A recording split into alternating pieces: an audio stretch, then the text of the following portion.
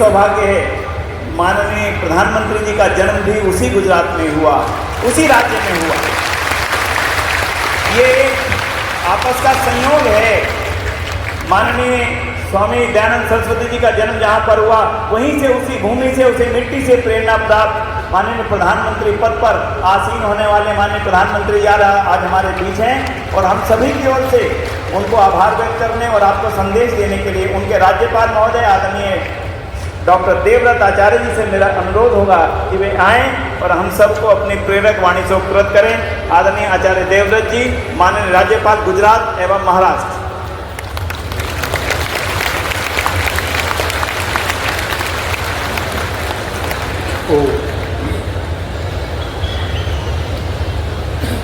महान कर्मयोगी, भारत की ख्याति, प्रतिष्ठा और गौरव को समस्त विश्व तक पहुंचाने वाले भारत के यशस्वी प्रधानमंत्री आदरणीय श्री नरेंद्र मोदी जी, दिल्ली की लोकप्रिय मुख्यमंत्री आदरणीय बहन श्रीमती रेखा गुप्ता जी, आदरणीय श्री पूनम सूरी जी, डीएवी मैनेजमेंट के प्रधान, जेबीएम ग्रुप के चेयरमैन और हमारे इस विशाल कार्यक्रम के संयोजक माननीय श्री सुरेंद्र आर्य जी, आर्य समाज के समस्त सन्यासीगण, विद्वद्गण और भारतवर्ष ही नहीं अपितु दुनिया के 36 देशों से पधारे हुए सभी आर्य भाई और बहनों, आज हम सबका परम सौभाग्य है कि आर्य समाज एक ऐसी संस्था जिसको महर्षि दयानंद सरस्वती ने प्रारंभ किया और जब उनकी शिक्षा पूर्ण हुई तो गुरु को गुरु दक्षिणा देने लगे, तो गुरु ने कहा, बेटे दयानंद मुझे लौंग नहीं चाहिए, दक्षिणा में तुम्हारा जीवन चाहिए। आज देश जिस प्रकार की कुरीतियों में फंसा हुआ है, भारतीय संस्कृति सभ्यता नष्ट हो रही है, देश विदेशी आक्रांताओं की गुलामी की जंजीरों में छटपटा रहा है, इन सब समस्याओं के समाधान के लिए मुझे तेरा जीवन चाहिए। भाइयों बहनों, ऋषि दयानंद ने गुरु गिरजानंद के इस आदेश को अपने जीवन का ध्येय बना लिया और तत्कालीन भारत की जो धार्मिक, सामाजिक, सांस्कृतिक, राजनीतिक और आर्थिक जो स्थिति उस काल की थी, ऋषि दयानंद ने उसका बारीकी से मूल्यांकन किया और उसके बाद आर्य समाज के अनेक लोगों को समाज की सब प्रकार की कुरीति और इन सांस्कृतिक मूल्यों की स्थापना के लिए उन्होंने तैयार किया। भारत में जिस प्रकार की मानसिकता थी उसको बदलने के लिए ऋषि दयानंद ने सबसे बड़ा मंत्र दिया था और उनका मंत्र क्या था? स्वदेशी, स्वभाषा, वेद, स्व साहित्य, स्व संस्कृति और स्वाभिमान। ये उनके ऐसे मंत्र थे जिसको पिछले 150 सालों में आर्य समाज के विद्वानों ने, सन्यासियों ने, प्रचारकों ने, युवाओं ने इस देश में चरितार्थ करने का बहुत बड़ा महाअभियान चलाया था। भाइयों और बहनों, आज हम सब के लिए बहुत गौरव की बात है कि भारत को एक ऐसे कर्मयोगी, यशस्वी, रात और दिन केवल जो देश के लिए ही जीते हैं, ऐसे प्रधानमंत्री के रूप में श्रीमान नरेंद्र मोदी जी मिले, जिन्होंने ऋषि दयानंद जी को विचारधारा, और वो विचारधारा क्या थी? हिंदी भाषा को विश्व स्तर पहचान आज के युग में बनाने वाले माननीय प्रधानमंत्री जी, भाइयों और बहनों, स्वामी दयानंद गुजरात में पैदा हुए, गुजराती उनकी भाषा थी, लेकिन वो जानते थे भारत जैसे महान देश को एकता के सूत्र में बांधने का काम यदि कोई भाषा सामर्थ्य रखती है तो वो केवल हिंदी है। और स्वामी दयानंद ने 40 छोटे बड़े ग्रंथ लिखे, वो सभी हिंदी में लिखे। आज गर्व की बात है कि माननीय प्रधानमंत्री जी ने उस भाषा को विश्व स्तर पर पहुंचाने का बहुत बड़ा अभियान किया, जो गर्व की बात है। जो भारत की सब पावर बनाने का काम यदि किसी ने किया तो माननीय प्रधानमंत्री जी ने किया। भारत की सांस्कृतिक धरोहर जिसको हम भूल चुके थे, उसको बचाने का काम विश्व स्तर पर किसी ने किया तो माननीय प्रधानमंत्री जी ने किया। पांडुलिपियों का संरक्षण और उसके संरक्षण का महाअभियान जो आज तक कभी राजनीतिक स्तर पर सोचने की कल्पना भी नहीं की थी, आज माननीय प्रधानमंत्री जी ने भारत के महान ऋषियों की, महान विद्वानों की, चिंतकों की उस धरोहर का डिजिटलाइजेशन व्यापक रूप से अभियान चला है, जो भारत की संस्कृति बहुत बड़ी निधि है।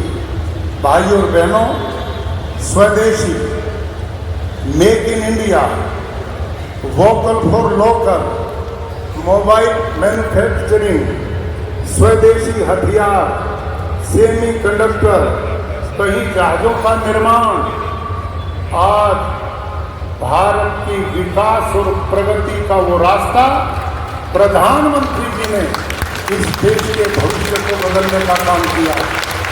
भाइयों और बहनों, ऋषि दयानंद ने आर्य समाज की स्थापना से पहले इस बात को जान लिया था कि अंग्रेजों ने भारत को गरीबी में झोंक दिया और इससे गरीबी से निकलने का रास्ता उन्होंने गो, कृषि आदि रक्षणी सभा बनाई थी, जिसके पीछे गाय को उन्होंने भारत की आर्थिक रीढ़ का कारण माना, कृषि को माना।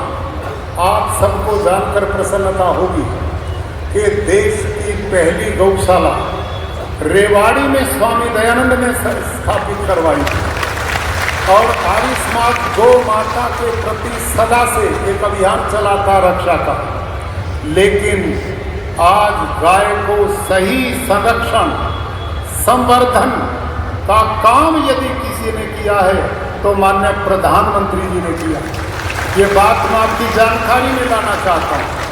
आज देश में जो कृषि है वो बैल उपयोग में नहीं आती, वो बेचारे घूम फिर कर स्लॉटर हाउस जाते थे, लेकिन प्रधानमंत्री जी ने उस गौ माता को बचाने के अभियान में सेक्स सॉर्टेड सीमन, उत्तम नस्ल के सांडों का सीमन, ऐसा कि अब हमारी आने वाली देसी गाय ज़्यादा दुधारू भी बनेगी, उनकी नस्ल का भी सुधार होगा और वो बछड़ियाँ ही देंगी, जिससे सड़कों पर ये बेचारे बैल नहीं घूमेंगे।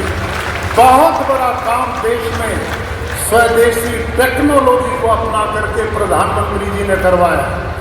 जो सीमन विदेशों से 1200 रुपये में मिलता था, आज प्रधानमंत्री जी के परिश्रम प्रयास से वो सीमन गुजरात में जहाँ मैं हूँ वहाँ 250-300 रुपये में तैयार होता है और किसान को कुल 50 रुपये में दिया जा रहा है, ताकि देसी गाय का संवर्धन हो।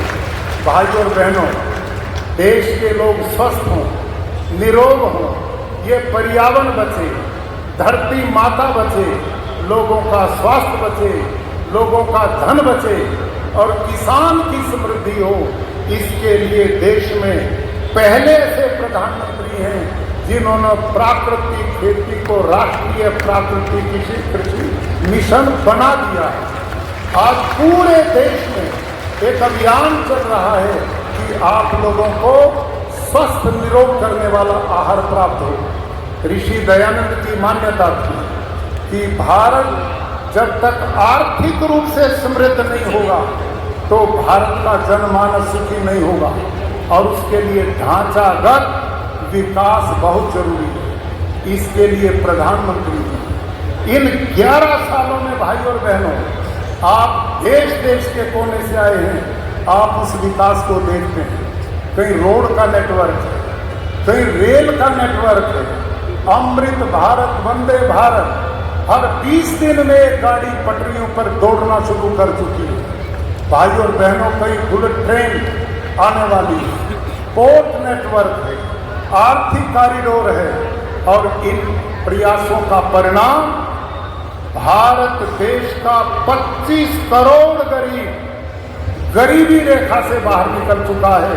इसके पीछे माननीय प्रधानमंत्री जी की देन है। ये भाई और बहनों छोटा आंकड़ा नहीं है। भारत जो 11वीं अर्थव्यवस्था था, इन 11 साल में वो 5वीं से 4थी और 4थी से 3री अर्थव्यवस्था की ओर बढ़ रहा है। ये हमारे बालकों के भविष्य के उन्नत भविष्य की संकल्पना। और माननीय प्रधानमंत्री, आत्मनिर्भर भारत, विकसित भारत, मेरी आपकी आने वाली पीढ़ियां, इस देश के लोगों का भविष्य, एक व्यक्ति रात और दिन परिश्रम करके सोचता है, जो चैन की नींद नहीं, रात और दिन काम करते हैं। भाई और बहनों, ऐसा व्यक्तित्व जिनका राजनीतिक जीवन 25 वर्ष का है, 25 साल में हमारे प्रधानमंत्री जी ने एक भी दिन अवकाश नहीं लिया, एक दिन भी अवकाश नहीं लिया। उनकी दिवाली इस देश के सेनानी वीर जवानों के बीच में बीती है। ये गरीब के मेहनत और परिश्रम को देखते हैं तो उनके पग भी धोते दिखाई देते हैं।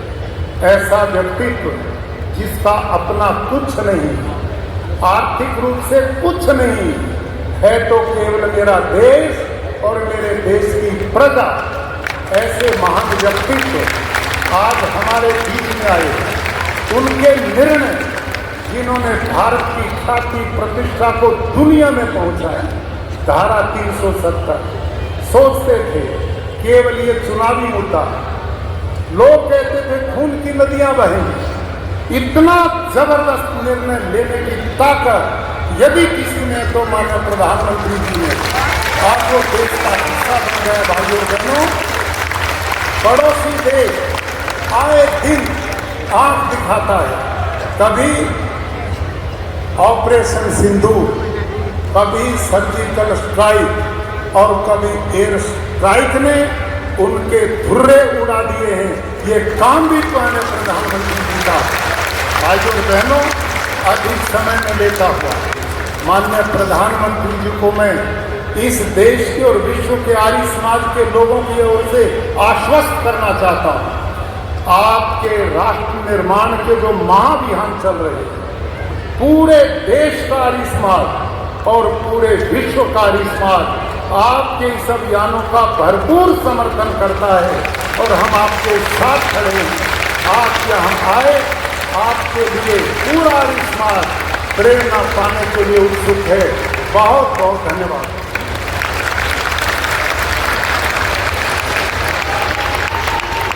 जय हो। बहुत बहुत आभार। बहुत बहुत